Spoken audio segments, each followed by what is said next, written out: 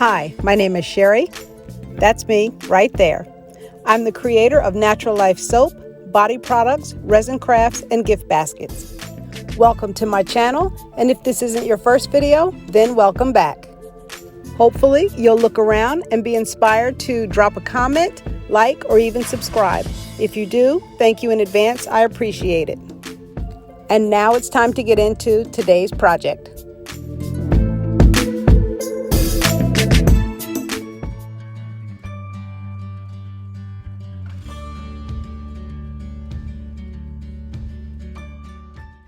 This was supposed to be a very easy, fluid, high temperature, hot process soap, but it didn't quite cooperate. It wasn't a total failure or anything. It just gave me a little bit harder time than I planned for.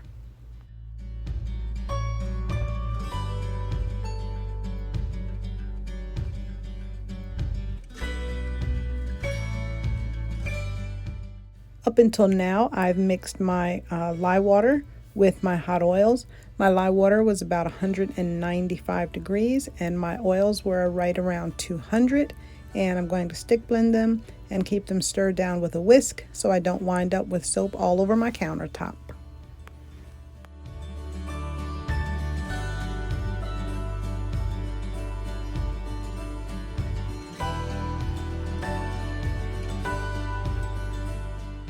In total, I stick blended for about 7 minutes, and then I covered it up and let the soap sit and finish cooking. I did actually remove the crock from the base and keep it covered, just making sure it doesn't volcano, and in about 10 to 12 minutes, it was done.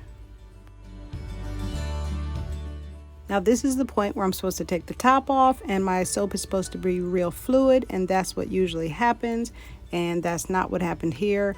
Instead, I wound up with this really thick soap. But okay, I'm not quitting. So I add in my yogurt. I'm going to stir that in well, put the top back on, give it a few minutes to sit, and then it'll probably be fluid. At least more fluid than it is right now.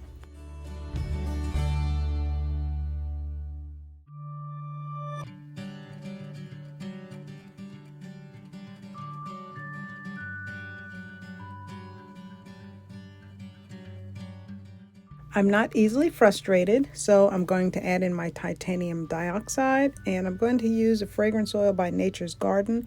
It's called Champagne Pomegranate, and I'm going to mix that in, and hopefully the soap will be a little bit more fluid than it is right now.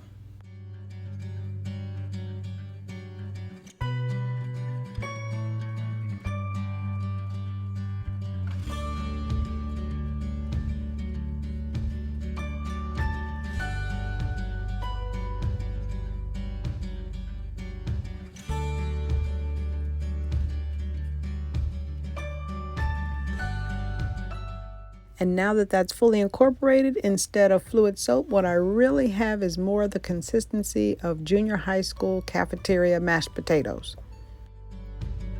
And even though it looks like mashed potatoes, it is soap, so it's time to get it into the mold.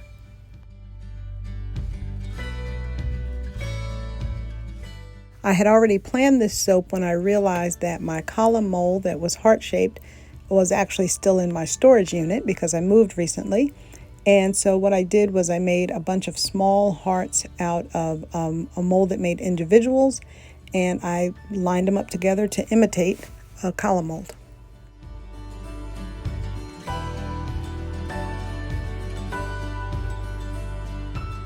I'm going to just alternate my hearts and my mashed potatoes.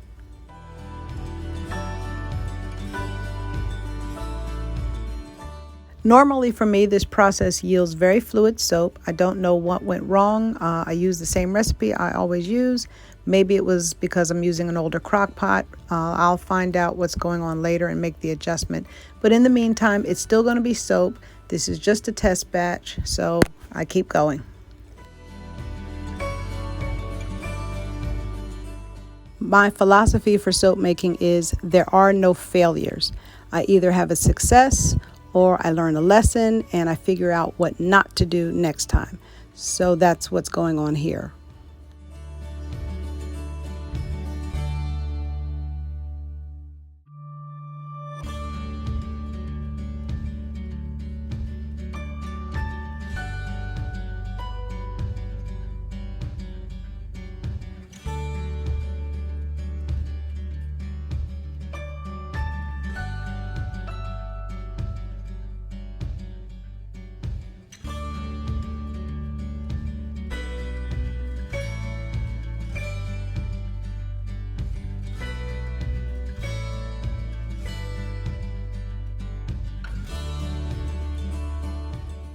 So at this moment, I'm trying to figure out if I'm craving mashed potatoes or if I'm never going to eat mashed potatoes again.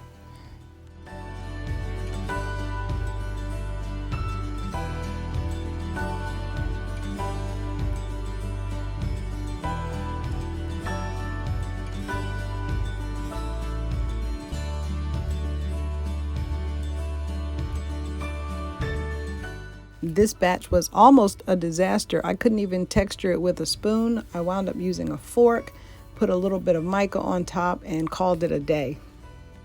So I finally gave up. I let it dry and I cut it. And I have to say, I'm not totally disappointed, at least not as disappointed as I thought I was going to be. I did learn a couple of lessons, and so here it is. So I'm off to get my molds out of storage and to get a couple of new crock pots. Thanks for watching.